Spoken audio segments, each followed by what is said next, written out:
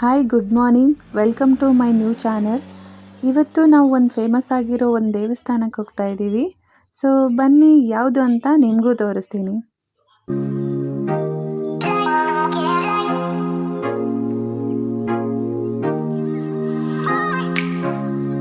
ಬೆಳಗಿನ ಜಾವ 6 ಗಂಟೆಗೆ ಬೆಂಗಳೂರಿಂದ ನಮ್ಮ ಜರ್ನಿ ಸ್ಟಾರ್ಟ್ ಮಾಡಿದ್ವಿ. ಬೆಳಗ್ಗೆ ಬೆಂಗಳೂರಲ್ಲಿ ಅಷ್ಟೊಂದೇನು ಟ್ರಾಫಿಕ್ ಇರಲಿಲ್ಲ. ಬೆಂಗಳೂರಲ್ಲಿ ಟ್ರಾಫಿಕ್ಗೆ ಒಂದು ದೊಡ್ಡ ತಲೆನೋವು. ಬಟ್ ಇವತ್ತು ನಾವು ಬೇಗ ಜರ್ನಿ ಸ್ಟಾರ್ಟ್ ಮಾಡಿರೋದ್ರಿಂದ ಸಿಟಿನ ಟ್ರಾಫಿಕ್ ಇಲ್ಲದೆ ಈಸಿಯಾಗಿ ಕ್ರಾಸ್ ಮಾಡಿದ್ವಿ. ಬೆಳಿಗ್ಗೆ ಹೋಗ್ತಾ ದಾರೀಲಿ ವೆದರ್ ತುಂಬ ಚೆನ್ನಾಗಿತ್ತು. ತಂಪಾದ ಗಾಳಿ, ಹಚ್ಚ ಹಸಿರು ತೋಟ, ಅಲ್ಲಿ ಇಲ್ಲಿ ತೋಟದ ಮಧ್ಯೆ ಸುಂದರವಾದ ಮನೆಗಳು, ದನ ಕರು, ಈ ಥರ ನೋಡ್ತಾ ಇದ್ದರೆ ಮನಸ್ಸಿಗೆ ಏನೋ ಒಂಥರ ನೆಮ್ಮದಿ ಸಿಗುತ್ತೆ. ಬೇಸಿಕಲಿ ನಾವು ಬಂದಿದ್ದು ತೊಗರಿ ನಾಡಿಂದ ಆದ್ರೂ ನಮ್ಮ ಕಡೆ ತೊಗರಿ, ಜೋಳ, ಗೋಧಿ ಎಲ್ಲ ನೋಡ್ತಿದ್ವಿ. ಬಟ್ ಈ ಕಡೆ ಉದ್ದುದ್ದಾಗಿ ಸಾಲಾಗಿ ಬೆಳೆದಿರುವಂಥ ತೆಂಗಿನ ಮರಗಳು ನೋಡ್ತಿದ್ರೆ ತುಂಬ ಸುಂದರವಾಗಿ ಕಾಣ್ತಾ ಇತ್ತು. ತುಂಬ ಖುಷಿ ಆಯಿತು. ತೋಟದ ಮಧ್ಯೆ ಅಲ್ಲಿ ಇಲ್ಲಿ ಚೆನ್ನಾಗಿರೋ ಮನೆ ಕಟ್ಕೊಂಡು ಎಷ್ಟು ಚೆನ್ನಾಗಿ ಜೀವನ ನಡೆಸ್ತಾ ಇದ್ದಾರೆ. ಪುಣ್ಯ ಮಾಡಿದ್ದಾರೆ ಈ ಥರ ಬದುಕೋಕೆ. ನಮ್ಗೆ ಆ ಥರ ಪುಣ್ಯ ಇಲ್ಲ ಬಿಡಿ. ಈ ದನಕರುಗಳ ಜೊತೆ ಎಷ್ಟು ನೆಮ್ಮದಿಯಿಂದ ಜೀವನ ನಡೆಸ್ತಿದ್ದಾರೆ. ಈ ಲೈಫ್ನ ಎಂಜಾಯ್ ಮಾಡೋಕ್ಕೆ ಅವರು ತುಂಬಾ ಪುಣ್ಯ ಮಾಡಿದ್ದಾರೆ ಅಂತಲೇ ಹೇಳ್ಬೋದು. ನಮಗೂ ಈ ಥರ ಇರೋಕ್ಕೆ ತುಂಬ ಇಷ್ಟ. ಬಟ್ ಏನು ಮಾಡೋದು, ದೇವ್ರು ಕೊಟ್ಟಿರೋ ಜೀವನ ಅಲ್ವಾ. ಎಲ್ಲಿ ದಾರಿ ತೋರಿಸ್ತಾನೋ ಅಲ್ಲೇ ಬದುಕು ಕಟ್ಕೋಬೇಕು, ಅದು ಅನಿವಾರ್ಯ. ಏನೇ ಹೇಳಿ, ನಾವು ಎಷ್ಟು ದುಡ್ಡು ಮಾಡಿದ್ರೂ, ಎಷ್ಟು ದೊಡ್ಡ ಮನೆ ಕಟ್ಟಿದ್ರೂ ಈ ಹಳ್ಳಿಯಲ್ಲಿ ಸಿಗೋ ನೆಮ್ಮದಿ ಎಲ್ಲೂ ಸಿಗಲ್ಲ. ಇದು ನನ್ನ ಅನಿಸಿಕೆ. ನಿಮ್ಗೇನು ಅನಿಸುತ್ತೆ ಇದ್ರ ಬಗ್ಗೆ? ಸಿಟಿ ಇಷ್ಟನಾ, ಹಳ್ಳಿ ಇಷ್ಟನಾ ಅಂತ ಕಮೆಂಟ್ ಬಾಕ್ಸಲ್ಲಿ ತಿಳಿಸಿ, ನೋಡೋಣ ಯಾರಿಗೇನು ಇಷ್ಟ ಅಂತ. ಬೆಂಗಳೂರಿಂದ ಗೌಡಗೆರೆಗೆ ಹೋಗಬೇಕಾದ್ರೆ ನೀವು ರಾಮನಗರದಿಂದ ಬಸ್ಸಿಗೆ ಹೋದರೆ ರಾಮನಗರದಿಂದ ಗೌಡಗೆರೆಗೆ ಬಸ್ ಸಿಗುತ್ತೆ, ಅಲ್ಲಿಂದನೂ ಹೋಗ್ಬೋದು. ಇಲ್ಲಾಂದರೆ ಚನ್ನಪಟ್ಟಣದಿಂದ ಗೌಡಗೆರೆಗೆ ಅಲ್ಲಿಂದ ಡೈರೆಕ್ಟ್ ಬಸ್ ಇದೆ, ಅಲ್ಲಿಂದ ಹೋಗ್ಬೋದು. ನಾವು ನಮ್ಮ ಕಾರಲ್ಲಿ ಹೋಗ್ತಾ ಇದ್ದೀವಿ. ನೀವೇನಾದರೂ ಬಸ್ಸಿಗೆ ಹೋಗಬೇಕು ಅಂತ ಅಂದ್ಕೊಂಡಿದ್ರೆ ರಾಮನಗರಕ್ಕೆ ಹೋಗಿ ಅಲ್ಲಿಂದ ನೀವು ಗೌಡಗೆರೆ ಬಸ್ ಹತ್ಕೊಂಡು ಹೋಗ್ಬೋದು. ಇಲ್ಲಾಂದರೆ ಚನ್ನಪಟ್ಟಣಕ್ಕೆ ಹೋಗಿ ಚನ್ನಪಟ್ಟಣದಿಂದ ಗೌಡಗೆರೆ ಬಸ್ ಸಿಗುತ್ತೆ ಡೈರೆಕ್ಟು, ಅಲ್ಲಿಂದ ನೀವು ಹೋಗ್ಬೋದು.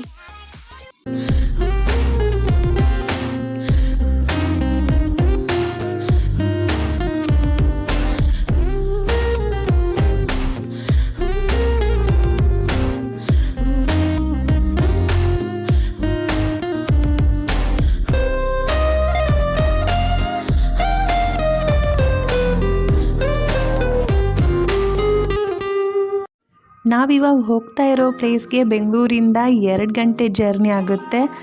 ಅಲ್ಲಿಂದ ನಾವು 6 ಗಂಟೆಗೆ ಬಿಟ್ಟಿರೋದ್ರಿಂದ 9 ಗಂಟೆ ತನಕ ರೀಚ್ ಆಗ್ತೀವಿ. ಸೊ ಎಸ್, ಫೈನಲಿ ನಾವು ಬಂದಿದ್ದು ಗೌಡಗೆರೆ ಚಾಮುಂಡೇಶ್ವರಿ ದೇವಸ್ಥಾನಕ್ಕೆ. ಚನ್ನಪಟ್ಟಣ ಅಂದರೆ ಗೊಂಬೆಗಳ ನಾಡು ಅಂತಲೇ ಪ್ರಸಿದ್ಧಿಯಾಗಿತ್ತು. ಬಟ್ ಇವಾಗ ಚನ್ನಪಟ್ಟಣ ಅಂದರೆ ಗೌಡಗೆರೆ ಚಾಮುಂಡೇಶ್ವರಿ ಕ್ಷೇತ್ರ ಅಂತಲೂ ಫೇಮಸ್ ಆಗಿದೆ. ನಾವು ದೇವಸ್ಥಾನ ರೀಚ್ ಆಗೋಷ್ಟರಲ್ಲಿ 9 ಗಂಟೆ ಆಗಿತ್ತು. ಇವತ್ತು ನಾವು ಬಂದಿರೋ ದಿನ ವರಮಹಾಲಕ್ಷ್ಮಿ ಹಬ್ಬ. ಸೊ ಅದಕ್ಕೆ ಅಷ್ಟೊಂದೇನು ಕ್ರೌಡ್ ನಮಗೆ ಕಾಣಿಸ್ಲಿಲ್ಲ. ಅಲ್ಲಿ ಸ್ಟಾರ್ಟಿಂಗಲ್ಲಿ ಕೈಕಾಲೆಲ್ಲ ತೊಳ್ಕೊಂಡ್ಬಿಟ್ಟು ನಾವು ಎಂಟ್ರೆನ್ಸ್ಗೆ ಹೋದ್ವಿ. ಎಲ್ಲರೂ ಇವತ್ತು ವರಮಹಾಲಕ್ಷ್ಮಿ ಹಬ್ಬನ ಮನೇಲಿ ಮಾಡ್ತಿದ್ರೆ, ನಾವು ದೇವಸ್ಥಾನಕ್ಕೆ ಅಮ್ಮನವರ ದರ್ಶನಕ್ಕಂತ ಬಂದಿದ್ದೀವಿ. ಸೊ ಎಂಟ್ರೆನ್ಸ್ ಲೆಫ್ಟಿಗೆ ಕೊಟ್ಟಿದ್ದಾರೆ. ಫಸ್ಟ್ ಲೆಫ್ಟ್ ಬಂದ ತಕ್ಷಣ ಗಣೇಶನ ವಿಗ್ರಹ ಇದೆ, ಅಲ್ಲಿ ದರ್ಶನ ಮಾಡಿಕೊಂಡು ಶಿವನ ದರ್ಶನ ಮಾಡ್ಕೊಂಡ್ವಿ. ಅದಾದಮೇಲೆ ಅಮ್ಮನವರ ದರ್ಶನ ಮಾಡೋಕ್ಕೆ ಅಂತ ಕ್ಯೂ ಅಲ್ಲಿ ನಿಂತ್ಕೊಂಡ್ವಿ.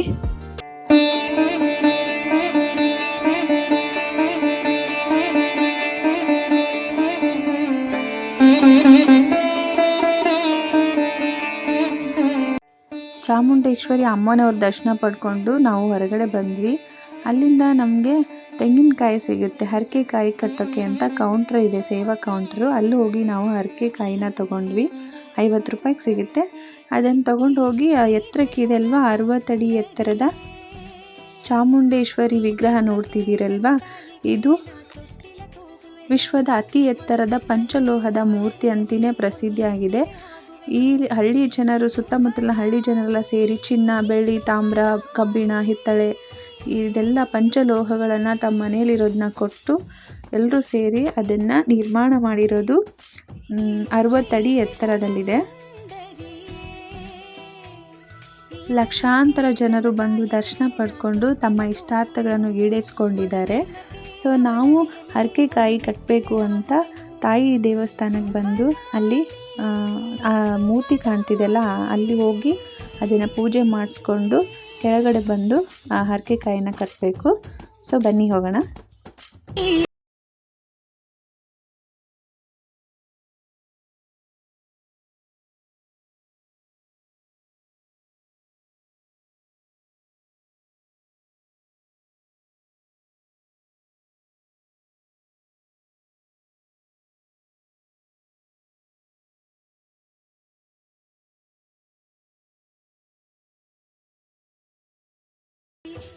ಹರಕೆಕಾಯಿನ ಅಲ್ಲಿ ಮೇಲೆ ಪೂಜೆ ಮಾಡಿಸ್ಕೊಂಡು ಬಂದ್ವಿ. ಇಲ್ಲಿ ಕೆಳಗಡೆ ಒಂದು ಚಿಕ್ಕ ಚಾಮುಂಡೇಶ್ವರಿ ಇದೆ, ಇಲ್ಲೂ ಕೂಡ ಪೂಜೆ ಮಾಡ್ತಿದ್ರು. ಮನೆಯಿಂದ ತಂದಿರೋಂಥ ನಿಂಬೆಹಣ್ಣು, ಕಾಯಿ, ಕರ್ಪೂರ ಏನಾದರೂ ಇದ್ರೂ ಕುಂಕುಮ, ಅರಿಶಿನ ಅದೆಲ್ಲನೂ ನೀಡಿ ಇಲ್ಲಿ ಕೆಳಗಡೆನೂ ಚಾಮುಂಡೇಶ್ವರಿಗೆ ಪೂಜೆ ಮಾಡ್ಬೋದು.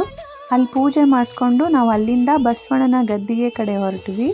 ನಡೆದಾಡುವ ದೈವ ಅಂತಲೇ ಪ್ರಸಿದ್ಧಿಯಾಗಿರುವ ಬಸವಣ್ಣನ ದರ್ಶನ ಪಡಿಬೋದು. ಅಲ್ಲಿ ಮನೆ ಕಟ್ಟೋರು, ಮದುವೆ ಆಗದೆ ಇರೋರು, ಮಕ್ಕಳಾಗದೆ ಇರೋರು, ವಿದ್ಯಾಭ್ಯಾಸ ಎಲ್ಲರ ಸಲುವಾಗಿ ಭಕ್ತಿಯಿಂದ ಕೇಳಿಕೊಂಡ್ರೆ ಬಸವಣ್ಣ ವರ ಕೊಡ್ತಾನಂತೆ. ಬಸವಣ್ಣನ ಮುಂದೆ ಕೈ ಚಾಚಿ ನಾವು ಮನಸ್ಸಲ್ಲಿ ಅಂದ್ಕೊಂಡಿರೋದು ಆಗೋದಾದರೆ ಬಸವಣ್ಣ ಬಲ್ಗೈ ಕೊಟ್ಟು ಆಶೀರ್ವಾದ ಮಾಡ್ತಾನಂತೆ.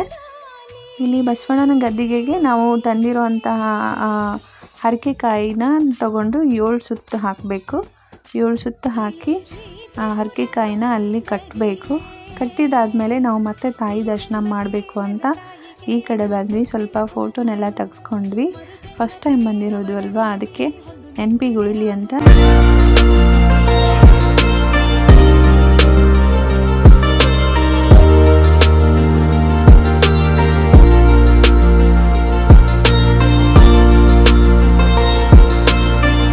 ಚಾಮುಂಡೇಶ್ವರಿ ವಿಗ್ರಹದ ಕೆಳಗಡೆ ಒಂದು ಮ್ಯೂಸಿಯಂ ಕೂಡ ಇದೆ. 50 ರೂಪೀಸ್ ಚಾರ್ಜ್ ಮಾಡ್ತಾರೆ. ಸೊ ಯಾರಿಗೆ ಇಂಟ್ರೆಸ್ಟ್ ಇರುತ್ತೆ ಅವ್ರು ಹೋಗ್ಬೋದು. ನಮಗೆ ಅರ್ಜೆಂಟಾಗಿ ಹೋಗಬೇಕಾಗಿತ್ತು, ಅದಕ್ಕೆ ನಾವು ಅಲ್ಲಿ ಹೋಗಲಿಲ್ಲ. ಇಲ್ಲಿ ಅನ್ನದಾಸೋಹದ ವ್ಯವಸ್ಥೆ ಕೂಡ ಇದೆ, ನೀವು ಪ್ರಸಾದ ತಿನ್ಕೊಂಡು ಹೋಗ್ಬೋದು.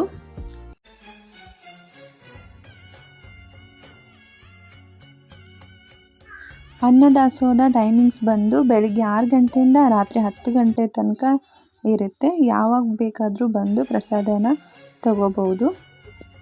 ಶ್ರೀಮಂತ ಬಡವ, ಮೇಲು ಕೀಳು, ಜಾತಿ ಧರ್ಮ ಇದೆಲ್ಲ ಭೇದ ಭಾವ ಇಲ್ಲದೆ ಇರೋವಂಥ ಜಾಗ ಅಂದರೆ ದೇವಸ್ಥಾನ. ಅಲ್ಲೆಲ್ಲರೂ ಒಂದೇ. ತಾಯಿ ಆಶೀರ್ವಾದ ಮಾಡಬೇಕಾದ್ರೆ ಪಾಪ ಪುಣ್ಯಗಳನ್ನ ಮಾತ್ರ ನೋಡ್ತಾಳೆ ಹೊರತು ಜಾತಿ ಧರ್ಮನ ಯಾವತ್ತೂ ನೋಡಲ್ಲ. ಆ ತಾಯಿ ಆಶೀರ್ವಾದ ಸದಾ ಎಲ್ಲರ ಮೇಲೆ ಇರಲಿ ಅಂತ ಕೇಳ್ಕೊತೀನಿ. ನಾವು ಬಂದಿದ್ದಕ್ಕೂ ತುಂಬ ಚೆನ್ನಾಗಿ ದರ್ಶನವೂ ಆಯಿತು, ನಮ್ಮ ಜರ್ನಿನೂ ಕೂಡ ಚೆನ್ನಾಗಿತ್ತು. ನಾವು ಬರೋ ಟೈಮಲ್ಲಿ ಕ್ರೌಡ್ ಜಾಸ್ತಿ ಆಗ್ತಾಯಿತ್ತು. ನಾವು ಬೆಳಗ್ಗೆ ಬೇಗ ಬಂದಿರೋದ್ರಿಂದ ನಾವು ದರ್ಶನ ಮಾಡೋ ಟೈಮಲ್ಲಿ ಅಷ್ಟೊಂದೇನು ಜನ ಇರಲಿಲ್ಲ. ಬಟ್ ಇವಾಗ ಲಾಸ್ಟ್ ಮೂಮೆಂಟಲ್ಲಿ ತುಂಬ ಜನನೇ ಬರೋದು ಹೋಗೋದು ನಡೀತಾ ಇತ್ತು. ಸೊ ನೀವು ತಾಯಿಯ ದರ್ಶನ ಪಡಿಬೇಕು ಅಂದರೆ ಗೌಡಿಗೆರೆ ಚಾಮುಂಡೇಶ್ವರಿಗೆ ಬಂದು ದರ್ಶನ ಪಡಿಬೋದು. ತಾಯಿ ಎಲ್ಲರಿಗೂ ಒಳ್ಳೇದು ಮಾಡಲಿ. ತಾಯಿಯ ದರ್ಶನ ಮುಗಿಸ್ಕೊಂಡು ನಾವು ವಾಪಸ್ ಮನೆಗೆ ಹೋಗ್ತಾ ಇದ್ದೀವಿ. ವಿಡಿಯೋ ಇಷ್ಟ ಆದರೆ ಲೈಕ್ ಮಾಡಿ, ಶೇರ್ ಮಾಡಿ, ಸಬ್ಸ್ಕ್ರೈಬ್ ಮಾಡಿ. Thank you all.